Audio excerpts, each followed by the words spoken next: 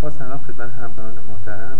در این فیلم آموزشی قصد دارم نکاتی در زمینه معادل سازی مقاطع و به قولی ساخت مقاطع با پسوند پرو در نرم افزار تحت اکسل پراپر که از نرم افزارهای شرکت CSI هستش و این تقریبا میشه گفت آخرین نسخه در دسترس اون نرم افزار هستش. پراپر ورژن 8 در سال 2002. اولین چیزی که در کار با این نرم افزار میباید بدونید اینه که اولا ممکنه این سرعت میشه این نهادی این دکمه که میزنید هیچ عملیاتی تکرار نمیشه.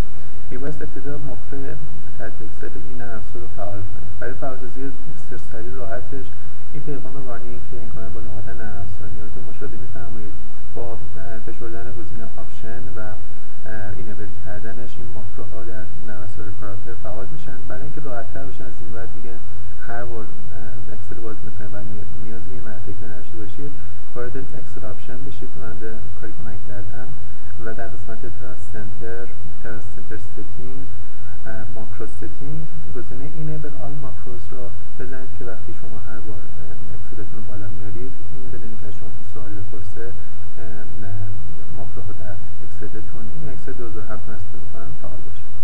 به هر حال الان می‌بینید که اینا فعال هستن. اینو من کنسلش کنم. میتونید به همین راحتی وقتی کلیک میکنید رو هر کدوم از اینها پنجره باز میشه که حالا ادامه مرد خدمتتون عرض میکنم. تو هر کدوم از این تب هایی که میبینید نوع مقطع میتونید اینجا تعریف مشخص انگلیسی مقطع رو وارد بکنید از مقاطع آی باید، چنل، دوبل نامدونی، تی، مقاطع پایپ و الی آخر مقاطعی هستش که من همینطور میرم تا انتها رو خدمتتون عرض کنم. و این هم تبی هستش که جنرال دفینیشن ها یعنی توضیحات کلیه از اینکه موارد اختصاری چه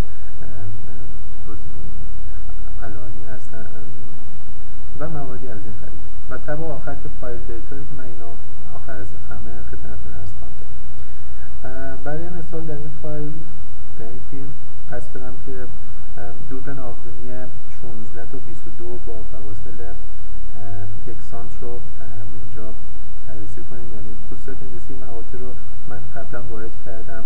مشخصات هندسی در واقع تمام چیزایی که اینجا می‌بینید همه رو میتونید شما از مقاطع آماده دیگه مثلا دوبل UMP داشتید این موارد که تو جزئیات یا بعضی از کتب مربوط به مشخصات مقاطع یافت میشه شما میتونید اینا رو عیناً اینجا وارد کنید. تنها چیزی که نیاز به خودتون وارد بکنید اینه که ضخامت جان و ضخامت بال رو وارد بکنید. برای مقطع دوبل ضخامت جان خب میشه 2 برابر ضخامت جان این تک UMP و ضخامت بال هم قاعدتاً ضخامت یک UMP تنها خواهد بود. حالا اینکه ما اینا رو توی تب مخصوص به خودش وارد می‌کنیم از اون جهت ما به انتها خدمتتون عرض می‌کنم وقتی می‌خواید شما فایل پسوند پرو رو بسازید از شما سوال میشه که از کدوم تب اطلاعات رو بخونم. شما میگید از این تب و این دقیقاً خصوصیت هندسی باید زیر مواردی عنوان شده باید وارد بکنید که دقیقاً مشخصات هندسی دقیقاً مربوط به IX این مقدار وارد بشه نه چیز دیگه. پس این موارد دقت بکنید. نکته مهم آخری که میمونه در معرفی خصوصیات هندسی مقطع تکسته که نوع مقطع رو حتما باید اینجا به دقت وارد بکنید. اگه مقطعتون آی شکل هست مثلا اگه تو تب آی هستین تایپ تکستتون دبلیو وارد بکنید. اگر چنل سی اگر مقطعتون دوبل چنل انگل هستش ال اگر دوبل انگل هستش 2L باکس هستش B و همین ترتیب مقاطع این مواردی هستش که من به اختصار خدمتتون عرض کردم تو هلپ نرم افزار وجود هست. با تمام مواردی که خدمتتون عرض کردم شروع می‌کنیم به ساخت مقطع پرو. برای این موارد من گزینه مربوطه رو میزنم اسم میدم به مقطعم. توی پنجره که باز میشه واحد مواردی که شما نوشتید اگر هر واحدی میتونید بنویسید اینچ فوت میلیمتر سانتیمتر و متر. من به سانتیمتر نوشتم بنابراین میگم به سانتیمتر هم بخونه. بنابراین این سانتیمتر واحدش خیلی مهمه که به همین واحدی که شما میگید فیت از من این واحد وارد میشه.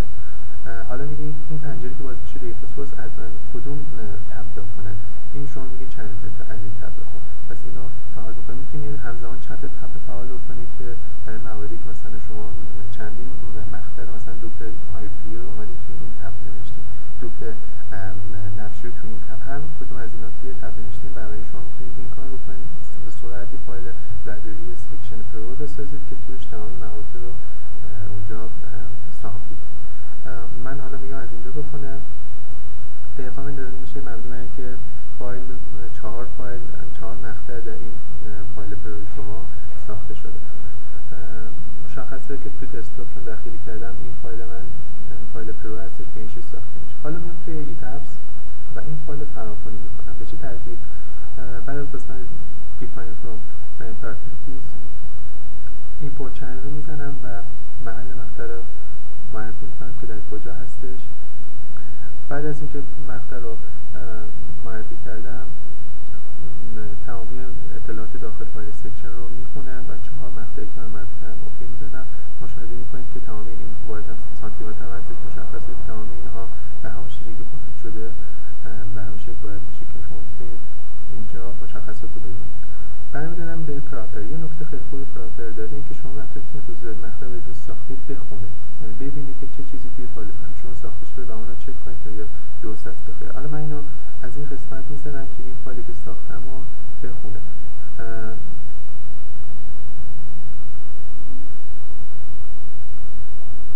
بعد این فایل چون در حال حاضر در ایتپس داره خونده میشه، من ایتپس رو میبندم که بتونه این فایل رو اینجا بخونه. بنابراین این فایل مجددا اینجا فراخوانی میکنم. اینجا میگه که تبی که من در ابتدا توضیحاتم گفتم فایل دیتا میگه الان چیزی نوشته شده، آیا میتونم اونجا اورایت بشه؟ میگم بله.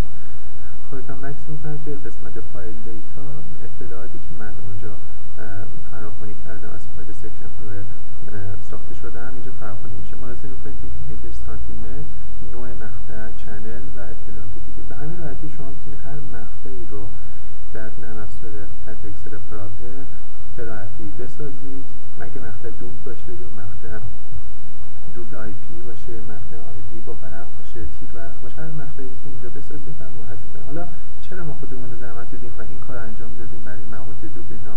این تدید که ما مواد رو به صورت جنرال، چون مواد ساخته شده قبل معمولا توی این تب الان که خدمتتون عرض می‌کنم قسمت جنرال دیتا نوشته میشد و سکشن پروش آماده میشد که ما می‌تونستیم استفاده کنیم. ولی الان می‌بینیم که توی ISO 360/2005 ضوابط کنترل فشردگی لرزه‌ای برای مواردی که با جنرال دیتا مثل پرو در میان اعمال نمیشه و همچنین مواردی که توی ایترز با سکشن دیزاین ساخته میشه. بنابراین لازمه که حتما مقطع رو توی خود اون تب مربوطه، یعنی با اون شکل خودش با تایپ تکست خودش ساخته بشه. حالا اگه دوبل UNP باشه یا دوبل آی باشه، اینها توی ISO 360 پیش بینی نشده و اونا حتما برای آیوال یا چنل اینا پیش بینی کردن که ما ناچاریم که اینو به همون شکل انجام بدیم. در صورت این کل اطلاعات ما بودش از توضیحات نوسط پراپر که امیدوارم مفید